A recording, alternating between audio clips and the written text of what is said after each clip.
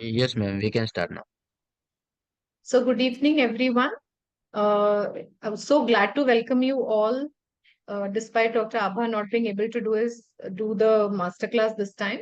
Dr. Bhavani very kindly agreed to take a class on a very interesting topic, though it's a rare thing, but mm, not a difficult case to handle once we diagnose it.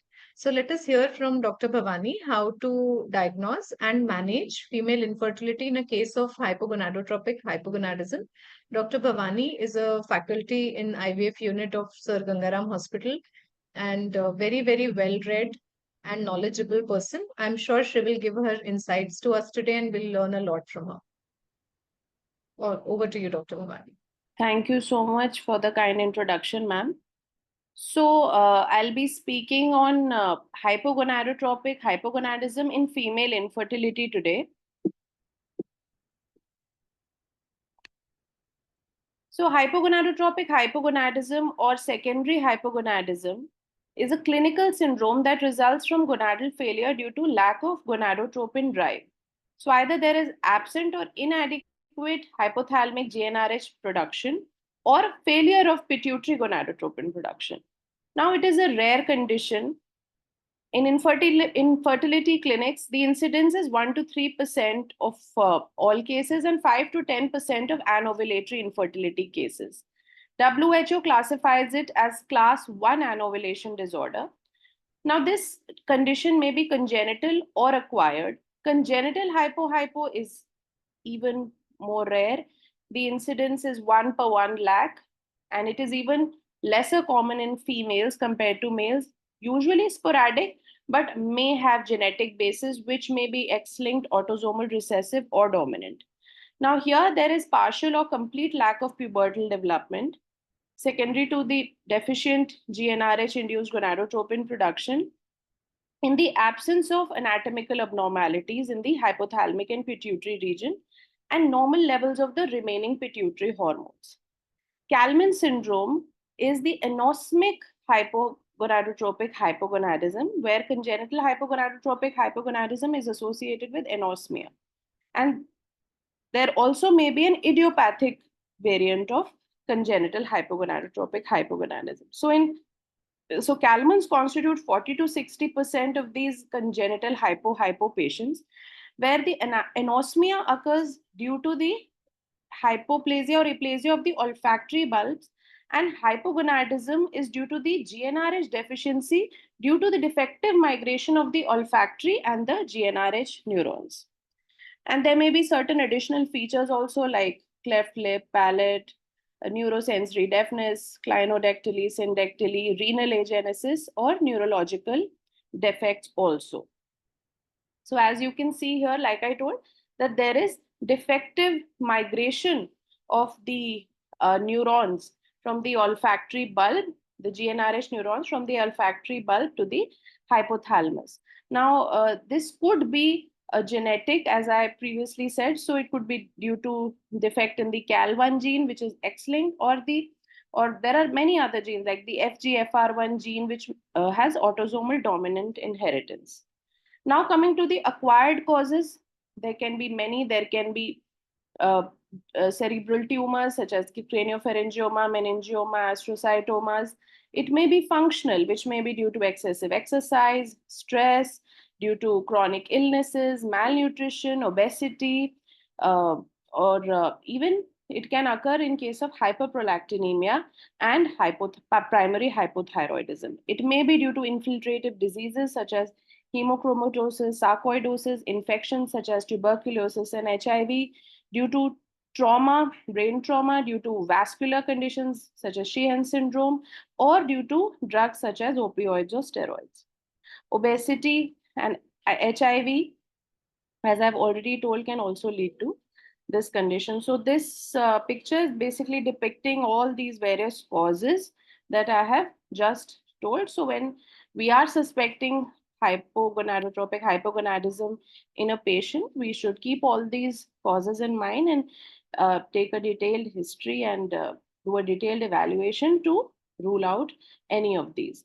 So now the diagnostic workup it depends upon the clinical presentation, upon the time of the onset, whether it is congenital or acquired, on the severity of the condition, and if there are any other associated conditions.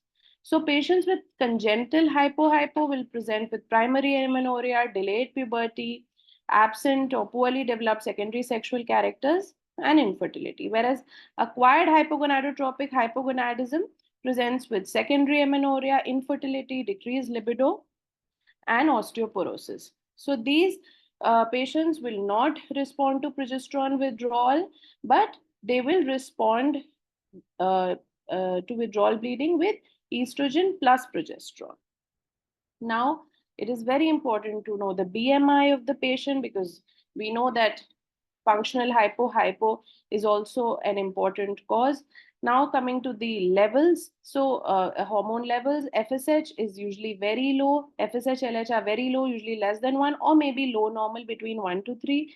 Estradiol again low, less than 10 to 20. We need to rule out hyperprolactinemia, like I said, and we need to rule out primary hypothyroidism, because these hormonal dysfunctions can also lead to hypo. And it is very important that we also rule out OCP intake, because prolonged OCP intake can also give us a hypo picture. Now, coming to the imaging, it is important that if we are suspecting any cerebral lesion, it is important to do an MRI brain to rule out pituitary or hypothalamic tumors, renal ultrasound, and genetic analysis again in case of Kallmann syndrome. Because like I said, that in Kallmann's, the renal agenesis may be present. So in that case, we need a renal ultrasound and genetic analysis, as there are certain genes, like I said, CAL1 gene and FGFR1, which have been associated with Kallmann syndrome. Now, husband semen analysis, another very important component regarding tubal patency testing, since it is an anovulatory disorder. If the patient has not undergone any ovulation induction treatment in the past, we can forego tubal patency testing for the time being. We can try ovulation induction for 2 to 3 cycles, and yes, if then the patient is not conceiving, then maybe yes, tubal patency test should also be done. Now coming to serum AMH. Now serum AMH can vary in these patients. It may be low, like in congenital hypo, normal in acquired, and it may be high in hypo patients with PCO morphology. So now AMH levels in congenital hypo in the absence of FSH stimulation are lower in contrast to AMH in acquired hypo secondary to functional disorders or hyperprolactinemia. Now, why is this difference in the AMH levels in these two conditions? Because there is greater severity of gonadotropin deficiency in congenital hypo, and second, the deficiency is very prolonged. So because of that, the AMH production is severely reduced in congenital hypo. Now coming to the role of ultrasound, mostly if these patients have not been on HRT, then you will find a small uterus, you will find a thin endometrium, small ovaries, antral follicle count will be negligible, and it will be difficult to assess the ovaries in majority. But in case of the hypo variant with PCO morphology, you may see small ovaries with multiple antral follicles, and these patients have a higher risk of OHSS. And in some cases, normal ovaries with normal AFC may also be seen if they have like just recent onset acquired functional hypo. So as I said, that based on AMH and AFC, you can have varied patterns. So you can have hypo with small ovaries, with negligible AFC and AMH, hypo with normal ovaries, with normal AFC and AMH, and hypo with polycystic ovaries with high AFC and AMH. So earlier, the notion was that AMH is absolutely cycle independent. However, now that there is evidence that it has some gonadotropin dependency, and it is under the influence of FSH that the growing follicles contribute to the circulating AMH levels. So AMH levels may underestimate the ovarian reserve in these patients due to the lack of FSH dependent growing follicles. And when treated with a long course of gonadotropins, these patients then may experience increase in AMH. So AMH is not a very reliable marker in these patients, and nor is the antral follicle count. So how do you treat these patients? The first step is the pre-treatment, then the ovarian stimulation, then the trigger and the luteal support. So we'll be discussing all these one by one. What pre-treatment is required? So if the patient has not been on HRT for some time and you see small uterus, thin endometrium, these patients require estrogen progesterone priming for 2 to 3 months. So you can give a trial of 1 month, 2 months, till you see the uterus grow in size, see the endometrial thickness increase up to a certain level, and then you can induce progesterone withdrawal and then start stimulation once you get an adequate uterine size and endometrial thickness in these patients. So what does this estrogen do? It changes the hypoestrogenic environment, improves the endometrial development and uterine size. It increases the sensitivity of the follicles to gonadotropins. Now coming to the ovarian stimulation. So what is the first line of treatment? It is ovulation induction with timed intercourse or IUI. If IUI is not a must per se, if the semen analysis is good, they have no coital difficulties, we can even offer timed intercourse. And IVF is indicated only if there are other indications of IVF, like severe male factor or tubal factor, or in cases where they have had multiple failed cycles of ovulation induction.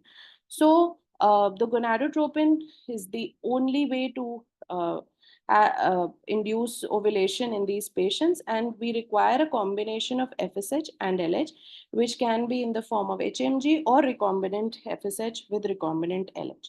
So although FSH is the main hormone for optimal follicular development, but we all know that LH also plays a very important role in oocyte maturation, and reduction and reduced concentration of LH leads to decrease in the ovarian androgen production, leading to decreased diminished ovarian estrogen synthesis. So some amount of LH is also important. So we need to give both FSH and LH. And we can start with a minimum effective dose of HMG or recombinant FSH and LH, and then you weekly step up the dose. And by doing so, you can achieve ovulation in 60 to 80% of these patients. Now, which is better, HMG or recombinant? Well, there is again, as of now, the evidence says that both are equally good. So there are studies which showed that recombinant was better, and they said that it may be related to the different sources of LH activity present in the two preparations, where HMG has LH activity coming from HCG, and there may also be batch to batch inconsistency with HMG being a urinary preparation. But then studies came up which said that there was not a significant difference between the pregnancy rates achieved by the two. And since these patients require a long duration of stimulation, then the recombinant FSH and recombinant LH combination may be more expensive for the patient. Now coming to controlled ovarian stimulation in IVF cycle. So again here, HMG or recombinant FSH with LH in higher doses compared to ovulation induction are used. And here the starting dose, since it cannot be determined by AMH or AFC, so the only parameters that we need to look into before deciding the dose is the age and the BMI of the patient. And it is also important to remember that you cannot, there is no role of giving antagonists in these patients to prevent LH surge, or agonist or antagonist in these patients for preventing LH surge. And the studies on the reproductive outcomes of hypo and IVF have shown similar results to other etiologies.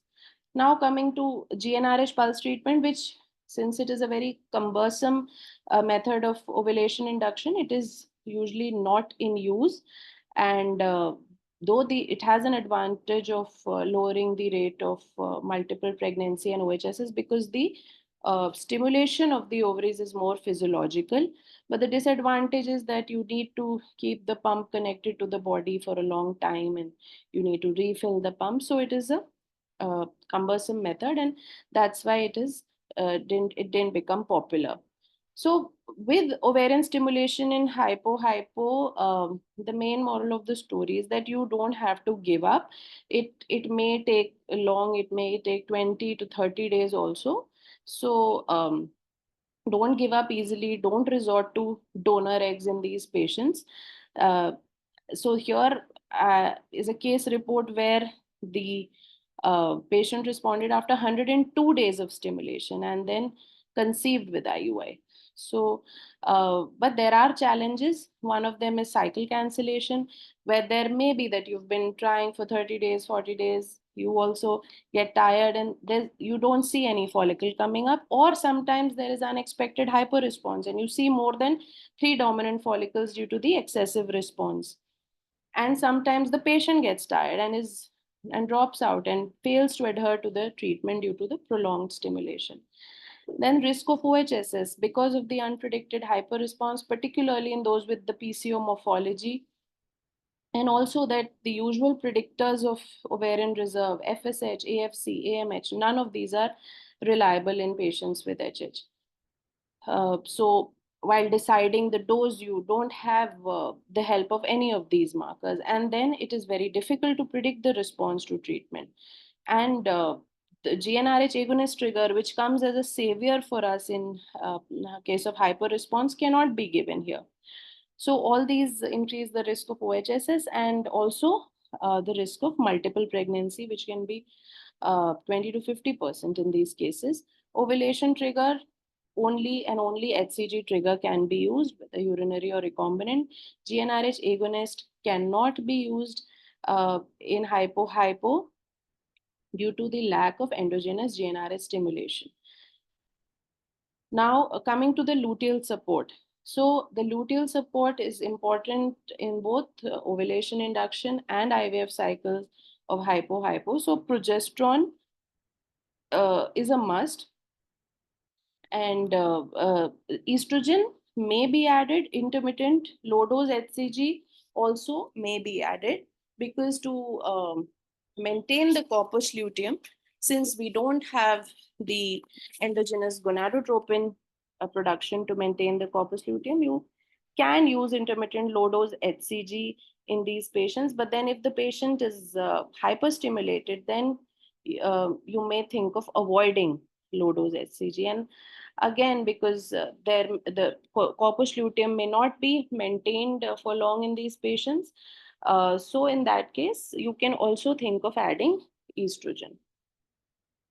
So now coming to our experience, here is a case of hypogonadotropic hypogonadism from Dr. Abha ma'am's OPD. This was a 33-year-old female trying since 2 years, and she had history of primary amenorrhea, was on HRT, but had left HRT since a year. She had undergone IVF 1.5 years back outside, which had failed, and then she came here, and then the hormone levels showed that FSH was 2.5, LH 2.7, E2 was 18, AMH was 2 nanogram.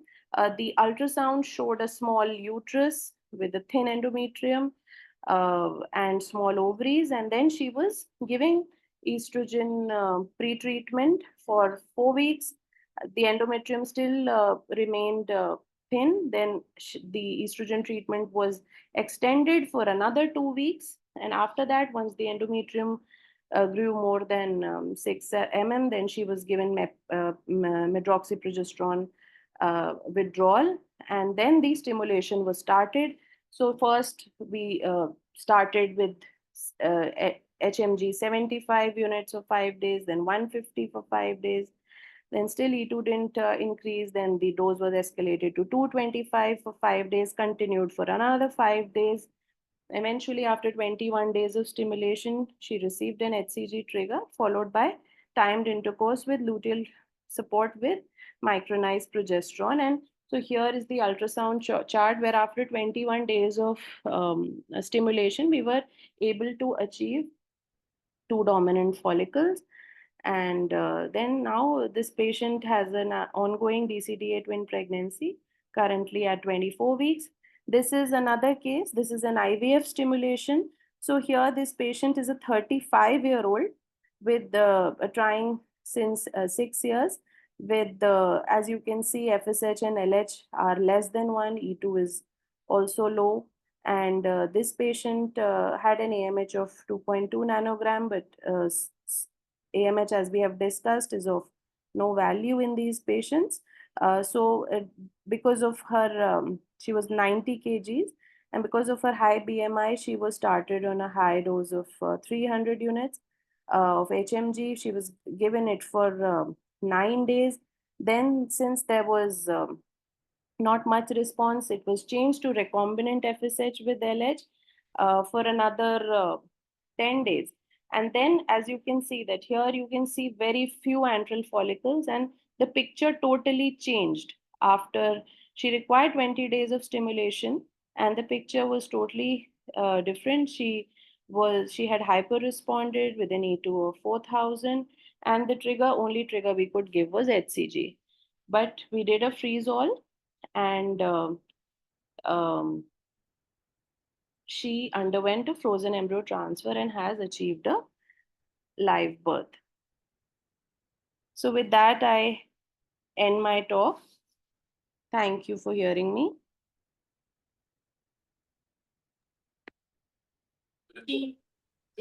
Bhavani, this was a very nice presentation. This was a very nice presentation.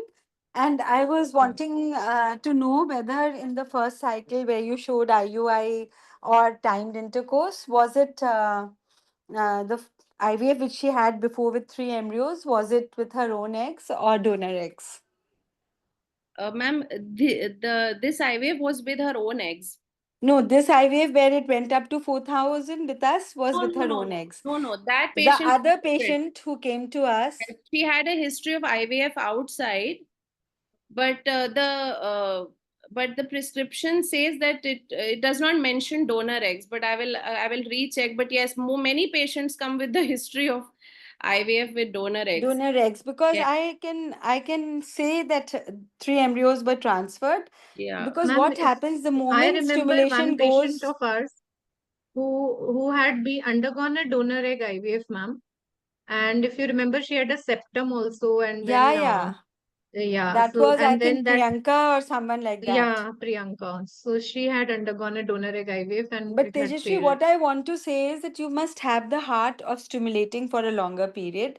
In IVF, it doesn't matter if you start with a higher dose like Bhavani showed, because we want multiple eggs. But in IUI, when you go, like here, what was the starting dose? We started with 75. Okay, and then there was such a multiple response that it went up to. No, ma'am. These are two different cases. Yeah. One patient conceived with ovulation induction, and the other patient had to undergo IVF due to 3 failed ovulation inductions with IVF. Correct. So, in the second patient, I'm saying that what was the starting dose? It was 300. Patient had a Right. high BMI also. She was 90 kgs.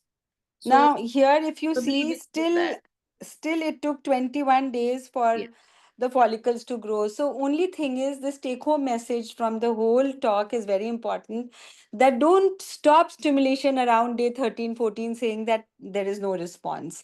In hypo, you will have to continue for generally more than 12, 13, 14 days, maybe 20 days, maybe 25 days, maybe 30 days. Right? Am I right, Bhavani? Yes, ma'am. Absolutely.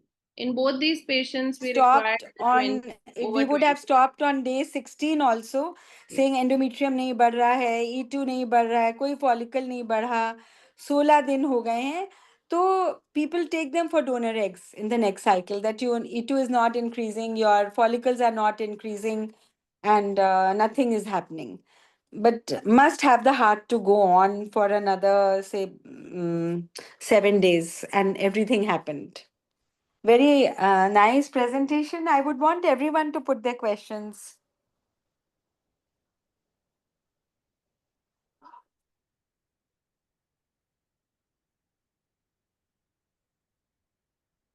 Dr. Jayashree Sridhar is asking that last case was thought-provoking. What was the reason she responded to recombinant FSH LH and not HMG?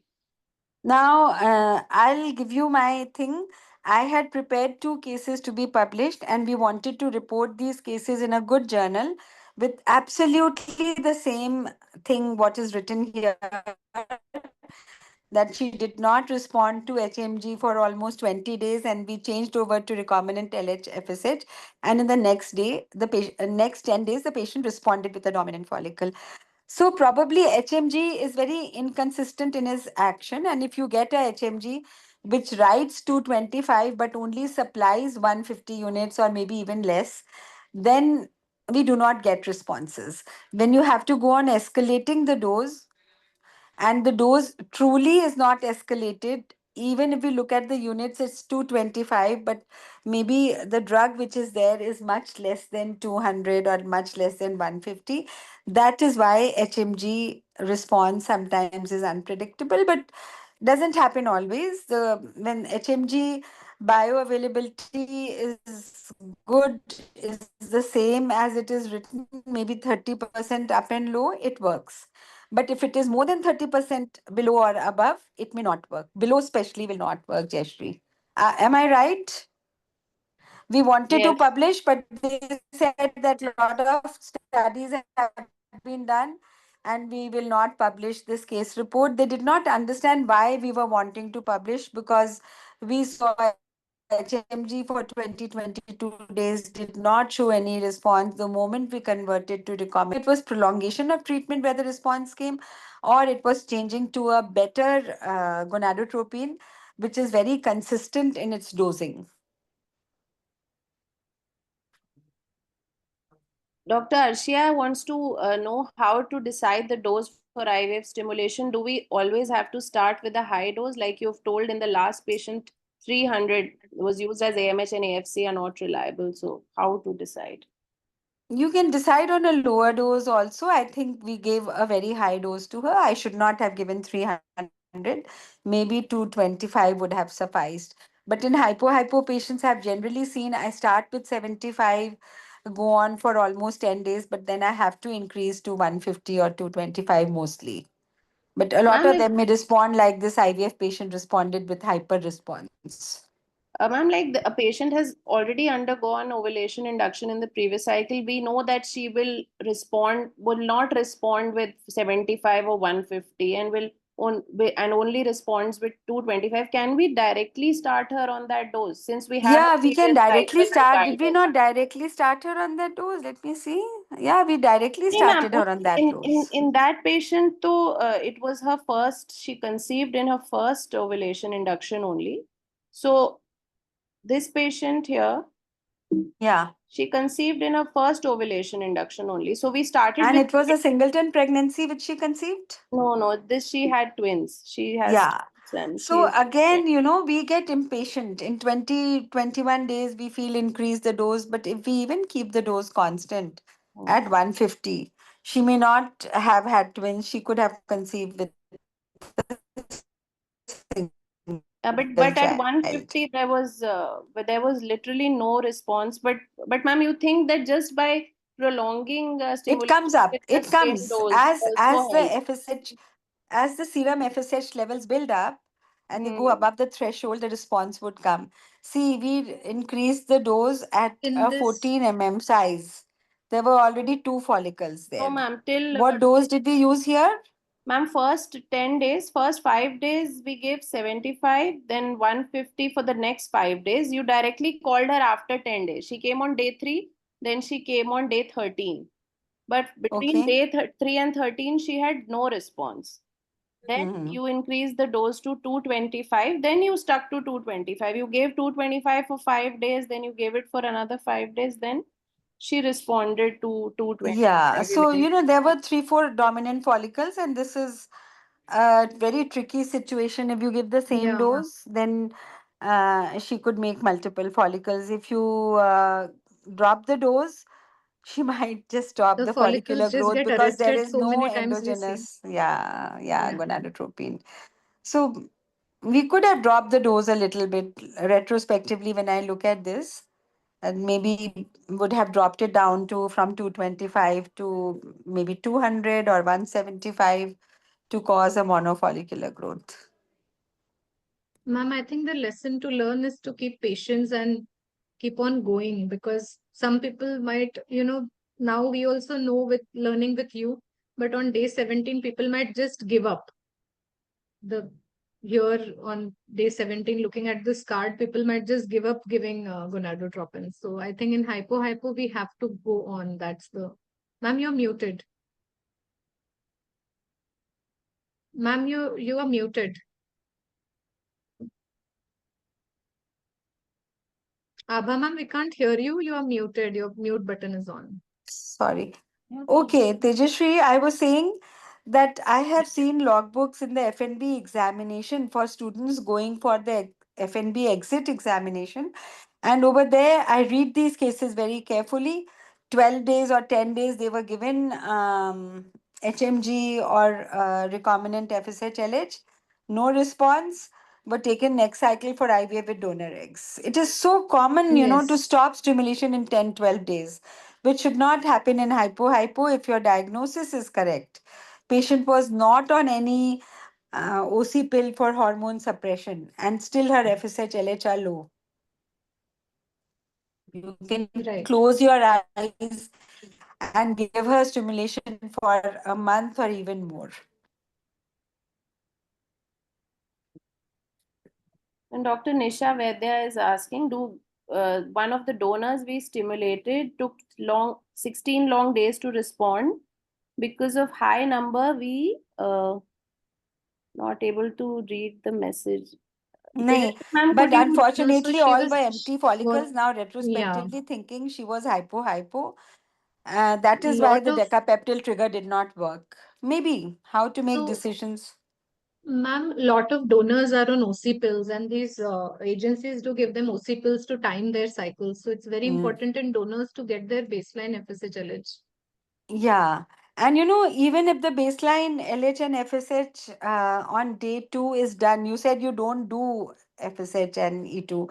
We do for every donor, every normal self IVF patient. If they have been on OC pills, you cannot diagnose hypo then. And But then the many times donor they must are have had even, her own and many children. times they are even breastfeeding. So many times you take the history, they are breastfeeding. So And keep they could be prolactin levels high, and prolactin, therefore they will behave like like hypo. hypo.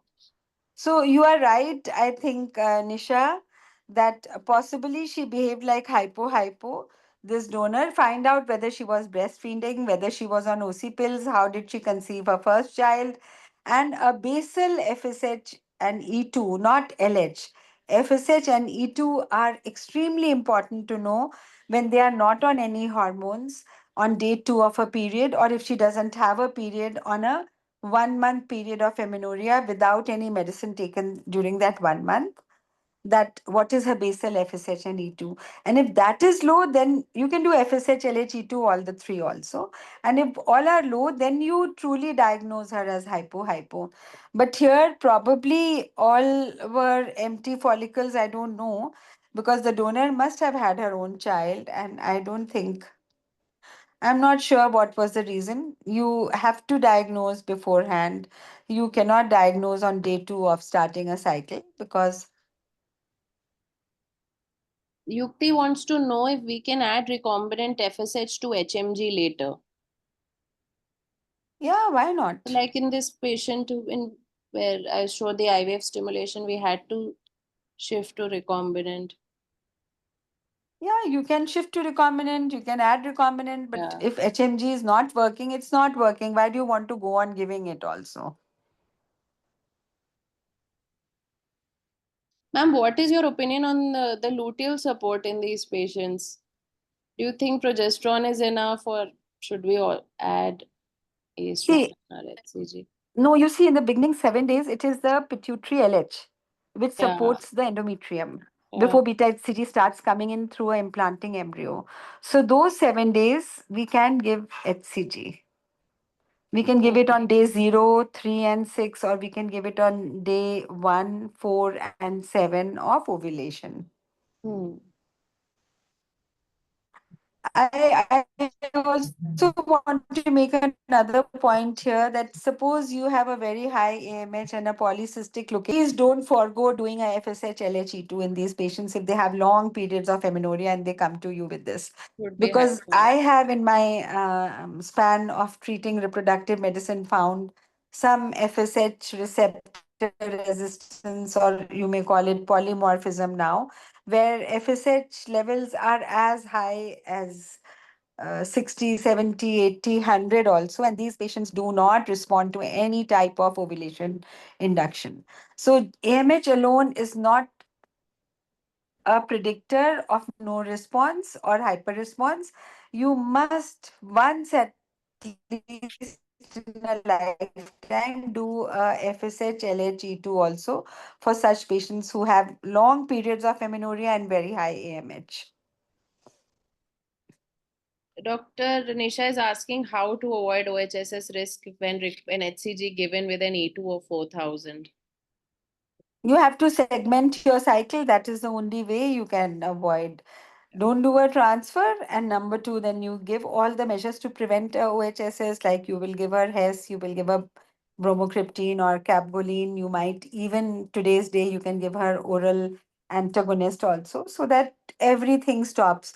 The pituitary is suppressed, the ovary is suppressed, and the VGF is suppressed. And when you've not done a transfer, it has to be only the first 8 days when you have to suppress OHSS. Transfer not done, late OHSS cannot happen. But ma'am, antagonist may not work in this patient, na? Because No. If it's hypo, you will have to give a HCG trigger. Yeah. 100%. And for OHSS prevention also, Yeah, you are right. will not work. Antagonist will not work. Very correct. Very correct. So antagonist will not work, but I think we can bring the E2 levels low by giving her something like letrozole, prevent the VGF formation by Yeah. giving her capgoline, Bromocriptine. and Does give her ANTAG, HES ma'am, to does prevent the ANTAG shift prevent from the action of HCG that we have given for trigger? Does it No, prevent I the don't action of think that what Bhavani is on saying the is on the there is no I was just thinking. LHFSH. There's no Yeah. LHFSH coming from the pituitary. So antag may Hmm. have no action. That is the only thing. But it will not prevent the action of the HCG we have given for trigger on the corporal lutea that have formed. That will not happen. Oh, you have already taken out all the eggs. Now, what will antag do? I mean, even if it has a negative effect, you are segmenting the cycle, you are freezing all the embryos in such a cycle. So the need of antag is only when the risk of OHSS is high, as Nisha asked, right? Yes. You Dr. can avert OHSS. Don't give antag. It may have no action in this size. I'm sure you must have given her something at least. Yes, ma'am. She received bromocriptine. Acha, I like to give bromocriptine, and all my fellows also give the same Yeah. because it's so much cheaper than cabergoline. Have you ever found the cost difference between the two drugs? And they work similarly. I am extremely cost sensitive, but very sensibly cost sensitive. Like if you say, why do you use recombinant and you don't use urinary? It is so cheap. No, urinary, we are making money out of that. And it is so unreliable. So it's best use recombinant and give it to the patient in a lower cost. If you are getting at a lower cost, patient will save money and they will respond better. Same way, cabergoline, instead of cabergoline, use bromocriptine. They'll save, if nothing else, $1,000 on that also. Ma'am, we can also use a combination like FSH and HMG only for the source of LH. We can also use that for stimulation in these Yes, you patients, right? can use. We Yeah, yeah, can't why not? exclusively need to go for either HMG or recombinant. See, it is only the number of injections which, if you are thinking of, then by giving a Hmm. combination which is available, FSH and LH recombinant is good, or HMG alone is good. But if HMG के साथ में HMG अगर देते हैं, it is 1:1 ratio of FSH and LH in that, right? Yes. So And why ma'am, do you in have to these give a patients, we combination of don't, both? ma'am, in these patients, like we even a small amount of LH is enough, or do you think that it Yes. should be, you know, even See, earlier when we were using recombinant FSH and Luveris, we used to never give more than 75 Yeah. Used to, units, here also, I think 75 we've to 1. given 375. even 300 with 75, and patients 75 have he Right. देते थे, लेकिन responded. अब Luveris में Hmm. they've made a 2:1 ratio of FSH LH, so we give Pergoveris, so we give it that way only. In fact, when it was the ratio was found out in hypo patients, that's how the history goes, ma'am. What is Because it? the ideal ratio that is required for Uh, ovulation was uh. discovered in hypo patients, and they found that a ratio of 2:1 is what is Ideal required in ratio this. Is is ideal, Yeah. but even 10% yeah. of Yeah, it is LH the concept of receptors, if they LH are, window. I think, yeah, if we come in that LH window, that's good enough. yeah, correct.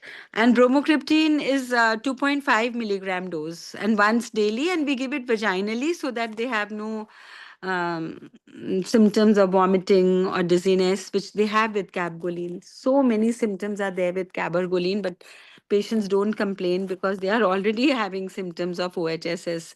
So the best is give one tablet of bromocriptine in the night before she goes to sleep vaginally. Don't give it orally.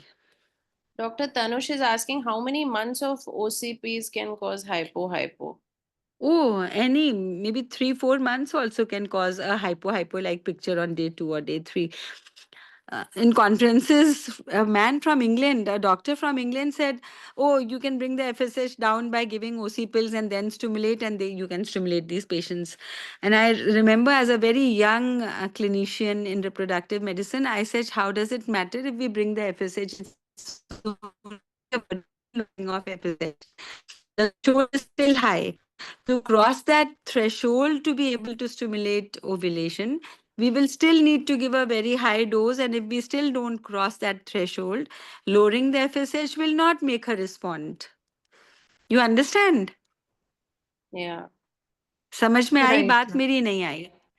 You know, he just said he was giving a lecture and he said, "Oh, you can give OCPs for 4-5 months and the FSH will come down and then you can stimulate them."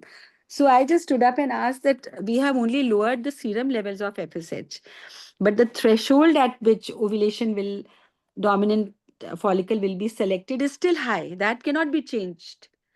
That Only is the the Right. internal serum level mechanism has of the changed. It patient has of. not changed the sensitivity of the receptors. No, it has not changed. And plus, that level has gone high according to the age or poor ovarian reserve or whatever reasons are there.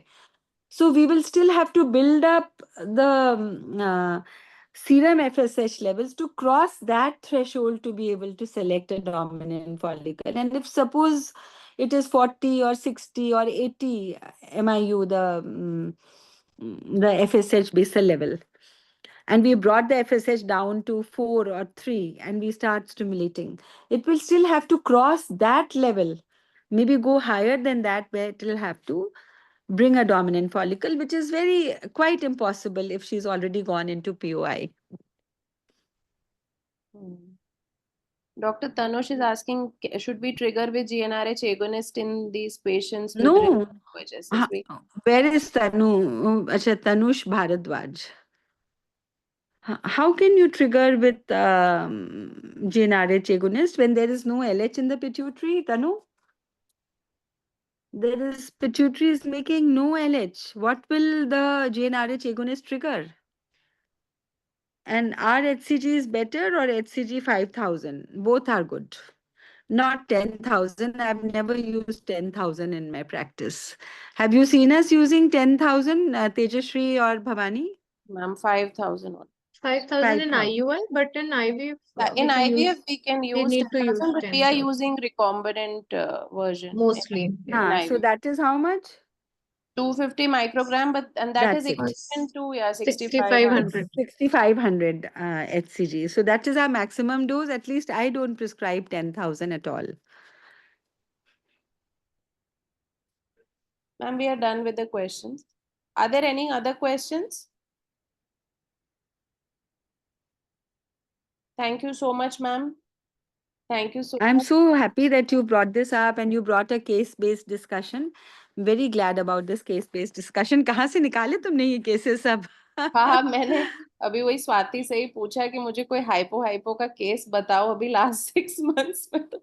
अच्छा तेजस्वी, उस patient का नाम ऋतु था जिसके दो हाँ, वो donor ऋतु आईवीएफ थी, फेल हुए थे, राइट, 2 ऋतु है ना, IVF, एंड देन हाँ, सेप्टम काटा हमारे पास, उसका स्टिमुलेशन ठीक हुआ but she didn't conceive, then we took her for IVF, endometrium was yes, not growing, then we cut those adhesions which came up because she had a septal resection on her septoplasty के previous बाद, set. हाँ, Yeah, it was right, Ritu.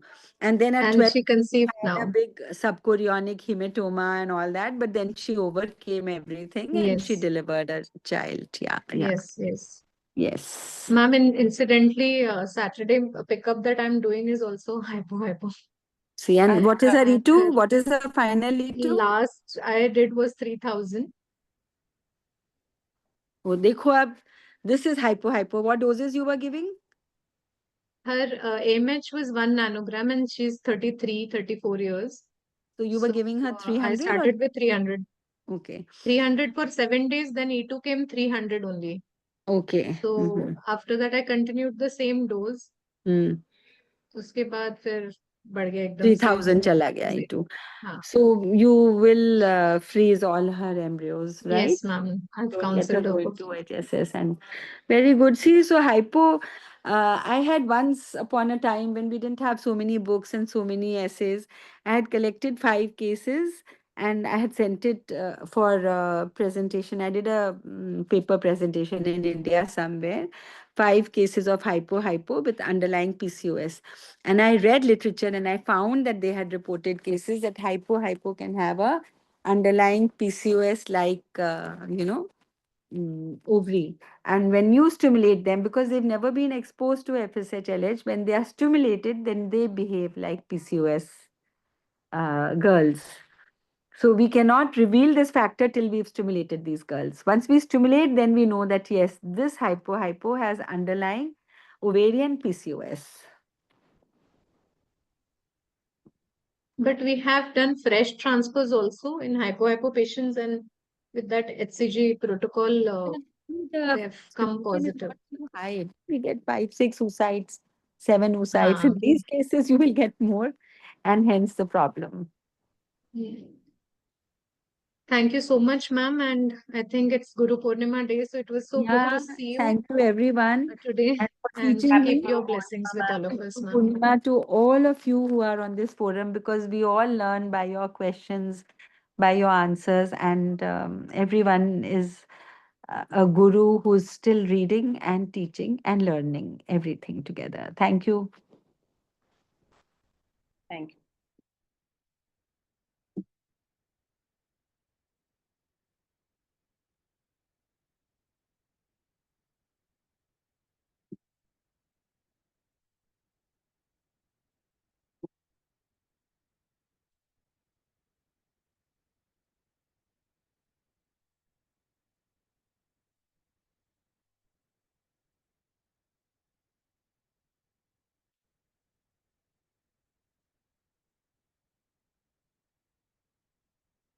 Could I end the meeting, ma'am? Yes. Thank you. Thank you, ma'am.